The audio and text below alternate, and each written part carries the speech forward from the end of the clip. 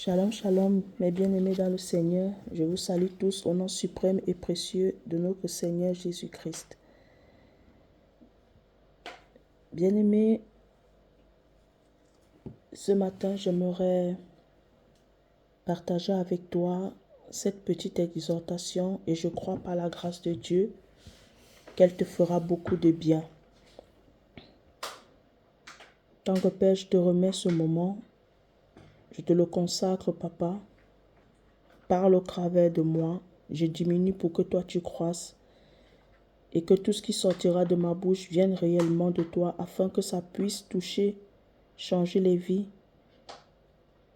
et donner de l'assurance à celui qui n'en a pas et de fortifier celui qui en a besoin. Parce que oui, Papa, sans toi nous ne sommes rien et oui, sans toi nous ne pouvons rien. C'est au nom suprême de Jésus-Christ que j'ai prié. Amen. Nous allons prendre dans 1 Corinthiens chapitre 1, verset 3 à 4. Je lis pour la gloire du Seigneur. Béni soit Dieu le Père de notre Seigneur Jésus-Christ, le Père des miséricordes et le Dieu de toute consolation, qui nous console dans toutes nos afflictions, afin que par la consolation dont nous sommes l'objet de la part de Dieu, nous puissions consoler ceux qui se trouvent dans quelques afflictions. Bien-aimé, ce verset biblique, je l'ai médité, je l'ai lu hier jeudi, et j'ai commencé à réfléchir par rapport à cela, à méditer par rapport à cela. Et il y a plusieurs choses qui m'est venues à l'esprit que j'aimerais partager avec toi. La première des choses, c'est pour te dire que, bien-aimé, lorsque les afflictions, les temps difficiles, les temps de désert par lesquels lorsque le temps de désert, les temps difficiles, les temps d'affliction, de tribulation que tu passes, lorsque ces temps-là viennent de la part de Dieu, le but n'est pas pour te détruire, n'est pas pour te voler, pour t'égorger, mais c'est pour te forger, c'est pour t'équiper. Dieu peut te faire passer par des temps très compliqués, très difficiles, non pas parce que il veut te faire payer par rapport à ta vie passée, non pas parce que il veut te faire souffrir, non, bien-aimé. Si Dieu le fait, c'est parce que c'est dans les temps difficiles, les temps compliqués, déserts de nos vies, que nous apprenons le plus, que nous nous rapprochons le plus de Dieu et que nous avons cette sensibilité-là à écouter Dieu. Et c'est aussi dans ces moments-là que nous cherchons Dieu. Et c'est aussi dans ces moments-là que, en fait, nous sommes tellement faibles, nous sommes tellement accablés dans la détresse que Dieu profite de ce moment-là pour nous faire part de sa pensée, de sa volonté et pour nous donner la force. Bien-aimé, il y a des choses par lesquelles tu passeras que peut-être les membres de ta famille ne passeront pas. Ou bien, il y a des choses par lesquelles tu seras le premier dans ta famille à vivre. Parce que en fait, lorsque tu passeras par là, cela te donnera de l'expérience, cela te donnera de la force, cela te fera de toi une personne forgée. Tu vas être un homme de foi, une femme de foi. Ce qui va faire que peu importe les circonstances par lesquelles les membres de ta famille, ceux qui sont proches de toi, ceux que Dieu t'a donné, te donnera, passeront. Tu auras toujours ce truc-là en toi de les fortifier. Tu auras toujours la parole qu'il faut, par ton expérience, parce que tu as vécu. Ici, je ne suis pas en train de dire que non, Dieu va se servir des mêmes moyens, va opérer de la même manière qu'il a opéré dans ta vie pour te relever. Non. Je dis ceci, Dieu pourra passer par toi pour fortifier ces personnes-là, en attendant que lui, il vienne maintenant faire sortir ces personnes-là de la situation dans laquelle elles sont. Tu seras ce maillon fort-là de Dieu. Tu seras cet instrument, ce canal, ce point de contact de Dieu pour communiquer la pensée de Dieu, pour communiquer la volonté de Dieu, pour communiquer la paix de Dieu, la joie de Dieu, la consolation, le réconfort de Dieu dans les moments difficiles que ces personnes passeront. C'est pour cela que, bien-aimé, il est très important, lorsque tu passes par des moments difficiles, ne commence pas à accuser ci et là, ne commence pas à faire comme si... sois sensible. Sois sensible. Cherche à connaître la pensée de Dieu. Cherche à connaître pourquoi. Quelle est l'entité qui t'impose cette situation par laquelle tu passes? Quelle est l'entité qui t'impose cette situation? Est-ce que ça vient de toi-même? Est-ce que c'est à cause de ton ignorance, à cause de ton péché, à cause de ta désobéissance? Ou bien alors, ce sont des situations qui te sont imposées, que le diable vient t'imposer, ou alors ça vient de la part de Dieu. Parce que lorsque ça vient de la part de Dieu, bien-aimé, ça ne sera pas pour te détruire. Ça pourra te détruire si ça vient de la part de Dieu, si toi-même tu veux être détruite. Mais si tu acceptes de collaborer avec Dieu, d'être malléable entre les mains de Dieu, bien-aimé, tu ressortiras de là plus que vainqueur. J'aimerais dire ceci à une personne.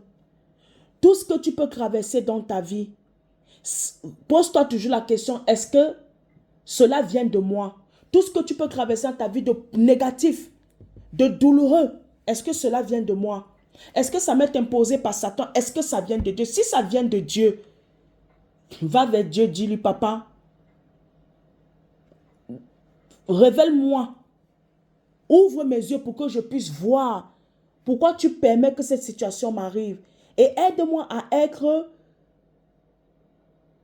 dans le même diapason que toi, afin que je puisse comprendre, acquérir ce pour lequel tu permets que cette situation puisse m'arriver.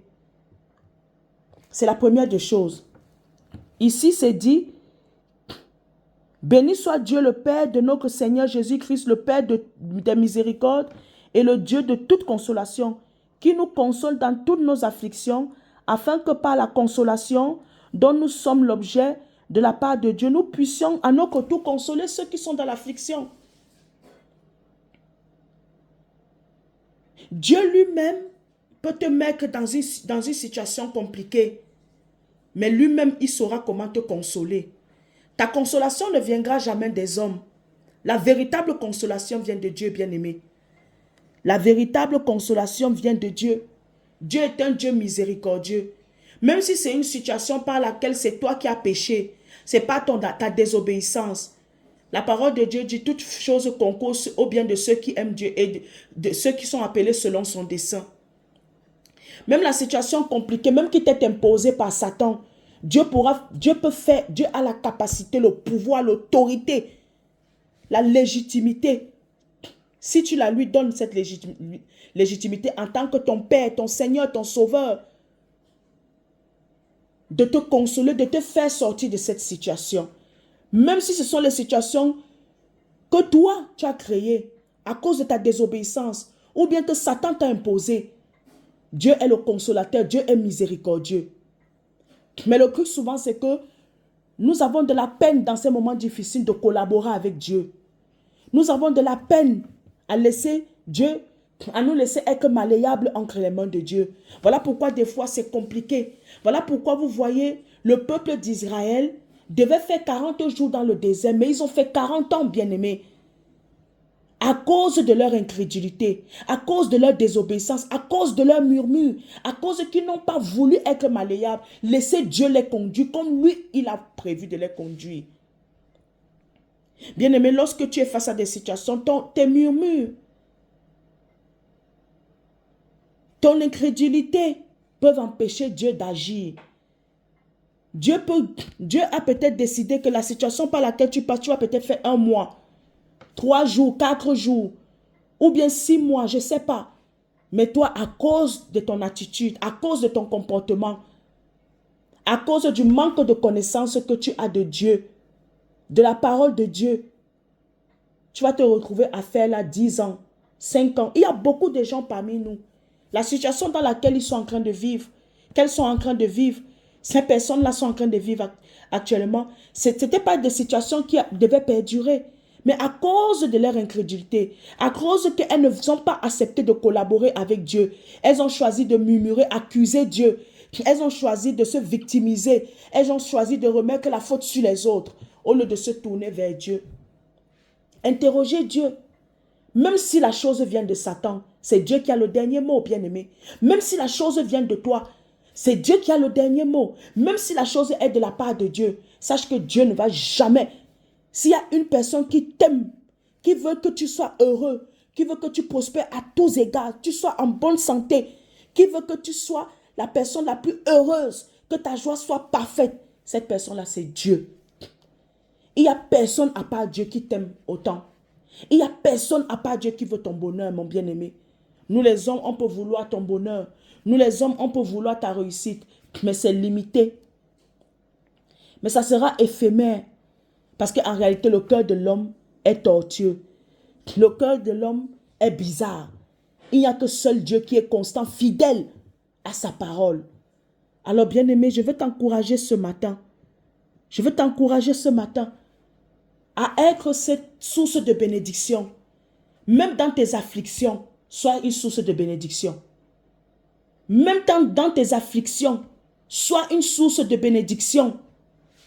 Ne te laisse pas emporter. Dans tes afflictions-là, aide les gens qui en ont besoin. Joseph était en prison. Joseph lui-même, il était prisonnier. Mais Joseph savait redonner la confiance, le courage aux panetiers et à les chantons. Joseph lui-même, il passait par des temps difficiles. Mais Joseph a trouvé la force de consoler. Joseph a trouvé la force d'encourager. Joseph a trouvé la force de redonner la joie, le sourire aux autres personnes, aux autres prisonniers. Bien-aimé, ce n'est pas parce que toi, tu passes par les temps difficiles, ça veut dire que c'est la fin du monde, que le monde va s'arrêter sur toi. Tu n'es pas en réalité le nombril du monde. Mais au travers de ce que tu vis, tu peux en tirer des leçons, même dans le désert,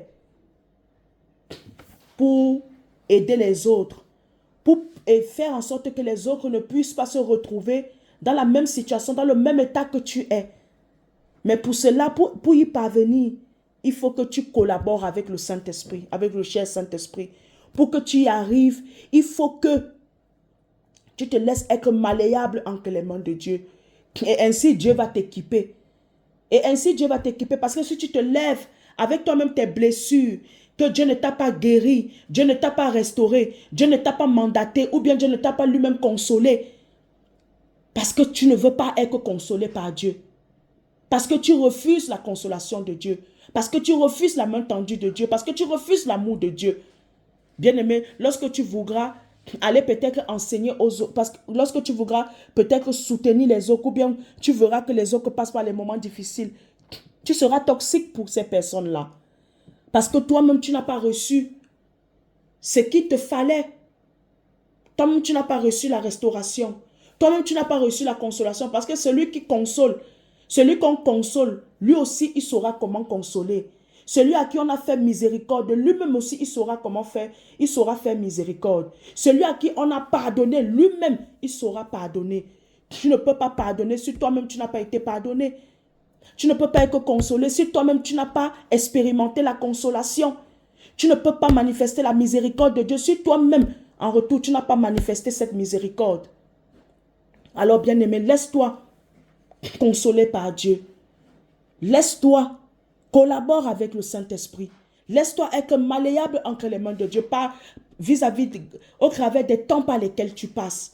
Ne te laisse pas endormir par la vengeance, l'amertume, la culpabilité. Même si ce sont les gens qui sont auteurs de ce par quoi tu traverses, bien-aimé. Laisse-toi, laisse l'amour de Dieu t'envahir. Laisse l'amour de Dieu t'environner. Choisis de pardonner. Choisis d'aimer.